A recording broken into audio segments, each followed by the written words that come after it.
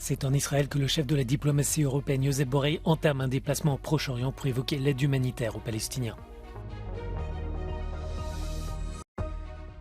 Le nouveau ministre des Affaires étrangères, David Cameron, a effectué sa première visite à Kiev. Il a réitéré le soutien du Royaume-Uni à l'Ukraine. Helsinki ferme 4 de ses frontières terrestres avec la Russie. La Finlande soupçonne Moscou de tenter de déstabiliser le pays qui a adhéré en avril à l'OTAN. Le chef de la diplomatie européenne est en déplacement au Proche-Orient. Josep Borrell a commencé jeudi par la visite d'un kibboutz en Israël, situé à 3 km de Gaza. À Be'eri, le Hamas a tué lors de son attaque début octobre au moins 130 personnes, dont des femmes, des enfants et des nouveau-nés. L'offensive menée ce jour-là par le mouvement islamiste palestinien contre Israël a fait au moins 1200 victimes.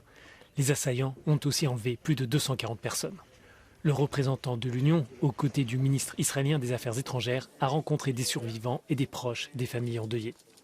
We all should be united to free Gaza from Hamas, for the security of the state of Israel, for the people in Gaza and for the entire world.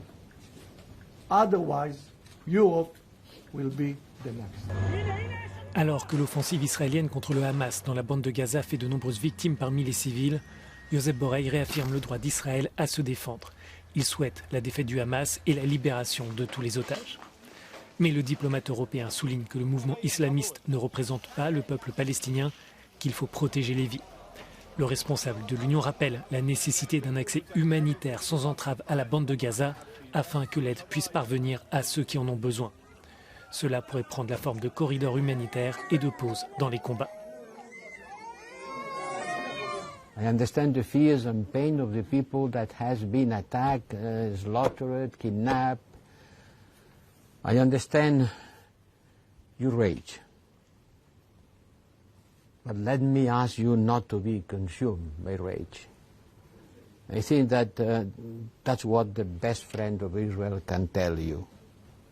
Because what makes the difference between a civilized society and a terrorist group is the respect for human life.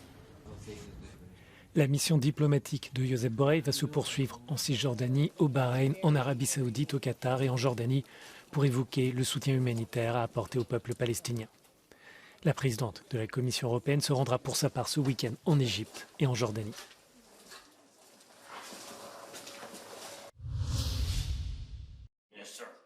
Trois jours après son retour au gouvernement britannique, David Cameron a déjà effectué sa première visite diplomatique en Ukraine. À Kiev, le nouveau ministre des Affaires étrangères a rencontré son homologue ukrainien Dmytro Kuleba, le premier ministre Denis Shmyhal et le président Volodymyr Zelensky, à qui il a réitéré le soutien du Royaume-Uni à l'Ukraine contre l'invasion russe. We will continue to give you the moral support, the diplomatic support, the economic support, but above all, the military support that you need, not just this year and next year, but however long it takes. Lors de sa rencontre avec Dmytro Kuleba, David Cameron a affirmé que le Royaume-Uni aidera l'Ukraine à mettre fin à la menace russe en mer Noire et soutiendra le bon déroulement des exportations de céréales ukrainiennes hors du pays. Au même moment, de nouveaux bombardements ont fait de nombreux dégâts et victimes en Ukraine et en Russie. À Seledove, dans la région de Donetsk, 2 personnes ont été retrouvées mortes dans les décombres d'un immeuble résidentiel ciblé par la Russie. D'autres victimes pourraient encore être coincées dans les ruines. Ce jeudi, l'Ukraine a également affirmé avoir abattu 16 drones russes. Côté russe, la région de Koursk se serait retrouvée sans électricité après une attaque ukrainienne. Le ministère russe de la Défense a déclaré avoir abattu 2 drones ukrainiens dans la région de Bryansk et 3 autres près de la Crimée. Ceux-ci n'ont fait ni victimes ni dégâts. La Finlande va fermer dans la nuit de vendredi à samedi la moitié de ses points de passage frontaliers avec la Russie. Elle accuse Moscou de tenter de déstabiliser le pays en laissant des migrants sans papier franchir la frontière. Cela durera jusqu'au 18 février 2024 et l'étude des demandes d'asile sera concentrée dans 2 centres. La Finlande, qui partage une frontière de 1340 km avec la Russie, a constaté depuis fin août un afflux de migrants sans visa originaires du Proche-Orient et d'Afrique, en particulier d'Irak, de Somalie et du Yémen, selon ses gardes frontières.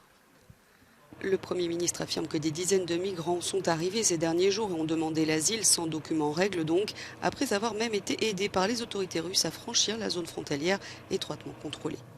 La porte-parole du ministère russe des Affaires étrangères, Maria Zakharova, a déclaré que ces allégations étaient infondées, ajoutant que Moscou n'était pas obligé de filtrer les migrants. Depuis des décennies, les autorités frontalières des deux pays collaborent pour empêcher l'entrée de personnes sans visa ni passeport. Elle avait collé sur des étiquettes de prix d'un supermarché de Saint-Pétersbourg des messages dénonçant la guerre en Ukraine. L'artiste russe Alexandra Skochilenko a été condamnée à 7 ans de prison, reconnue coupable de diffusion de fausses informations sur l'armée. Dans un communiqué, l'ONG Amnesty International a dénoncé un simulacre de procès, symbole de l'oppression à laquelle sont confrontés les Russes qui s'opposent ouvertement à la guerre. Les proches de l'artiste craignent pour sa santé. Alexandra Skochilenko souffre d'une maladie intestinale et de problèmes cardiaques. Le port de Shengjin en Albanie, situé à 75 km de Tirana. C'est ici que le premier centre d'accueil pour migrants relocalisés d'Italie pourrait bientôt voir le jour si l'accord entre Rome et Tirana entre en vigueur. Mais les habitants locaux dénoncent une décision prise sans concertation publique. Do sjell probleme. Shëngjini, sidomos Shëngjini, nuk është një destinacion i përshtatshëm për të pritur emigranta, është një destinacion turistik i cili duhet të shfrytëzohet dhe të mirë menaxhohet për turizëm. Mos jam absolutisht dakord me kryeministrin, as me Giorgia Meloni. Ndihmoj Giorgia Meloni atje. Me thonë atje deri Roms, shohen e ka jugu mos e bjerto. Se ka sini verban, mos e turizmin të na. Mais certains riverains estiment que cette solidarité pourrait apporter des opportunités. Shkëlqyshëm fare shqyr që është marrë këtë iniciativë dhe i bien afgan, janë popull shumë Afrikanë, do jenë afrikanë. Janë popull shumë i urtë. Edhe bien edhe kulturën e vet, edhe për ne bëhet shumë mirë se shtohet puna. À Shengjin, la plupart des habitants craignent que les migrants relocalisés ne mettent en péril l'industrie touristique qui se développe rapidement dans la région. Le gouvernement italien souhaiterait relocaliser jusqu'à 36 000 demandeurs d'asile d'ici le printemps 2024. Le Parlement a reconduit Pedro Sánchez à la tête de l'Espagne, un pays profondément divisé face à la décision du Premier ministre de concéder une loi d'amnistie aux indépendantistes catalans en échange de leur soutien. Au pouvoir depuis 2018, le socialiste a obtenu les voix de 179 députés après 2 jours de débats tendus, un nombre supérieur à la majorité absolue fixée à 176. Ce vote de confiance met fin à près de 4 mois de blocage politique et va permettre à Pedro Sánchez de former un nouveau gouvernement avec ses alliés de la coalition d'extrême gauche Sumar. Pese a haber quedado en segundo lugar en las elecciones, Pedro Sánchez vuelve a demostrar su capacidad de resurgir de las cenizas y labrar grandes alianzas para volver a ser presidente del gobierno. Sánchez es un experto en equilibrios políticos, no en vano este será su segundo gobierno en minoría, pero sus pactos con los separatistas catalanes y la contestación en las calles por la futura ley de amnistía anticipan una legislatura extremadamente complicada. El gobierno de Sánchez nace con una espada de Damocles sobre su cabeza. Los independentistas catalanes ya han advertido que le dejarán caer si no cumple con su palabra de traer de vuelta a Carles Puigdemont a España y a otros activistas catalanes. No será fácil, pero si algo ha demostrado Pedro Sánchez durante todos estos años es su habilidad para siempre caer de pie. En Madrid, Jaime Velázquez, Euronews. En Italie, Giorgia Meloni surprend avec son nouveau projet de loi. La chef de file du gouvernement italien souhaite proposer le vote du Premier ministre au suffrage universel direct. D'ordinaire, ce dernier est nommé par le président Sergio Mattarella. Ce choix fait par Meloni est jugé comme le plus ambitieux du gouvernement italien. L'objectif de cette réforme est de garantir plus de stabilité politique au sein du gouvernement où les coalitions restent fragiles. Le cabinet de la Première ministre a d'ores et déjà donné son aval pour cette proposition, mais ce seront les électeurs qui auront le dernier mot.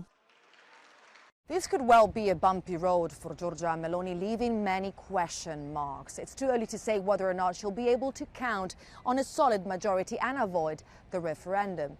And what could happen should she lose this battle? Former Prime Minister Matteo Renzi went down a similar path almost a decade ago, and his referendum on a package of constitutional reforms was voted down, resulting in his sudden resignation. Il percorso che si trova davanti la Presidente Meloni non è facile. Per quale motivo? Perché le reazioni che ci sono state alla presentazione del DDL non sono state di grande entusiasmo, di grande favore, non solo da parte di chi si oppone per mestiere, diciamo, ma anche da parte di esponenti del centro e di qualcuno del centrodestra. Dobbiamo mettere in cantiere almeno 18 mesi di discussioni intorno a questo testo. Selon les derniers sondages, la majorité des Italiens semblent d'accord pour élire leur Premier ministre. Si la réforme est adoptée, ce sera un succès certain pour Giorgia Meloni. Il successo della riforma rappresenterebbe sicuramente, oltre che il rafforzamento della posizione di potere della Presidente, un segnale per l'Europa, per il mondo, sull'Italia, un'Italia che chiede stabilità dei governi, ecco, questo sicuramente. L'élection par les citoyens du Premier ministre nécessite une refonte du système électoral pour éviter les surprises de dernière minute. Mais la priorité de Giorgia Meloni est de réussir là où d'autres ont échoué en faisant adopter sa réforme.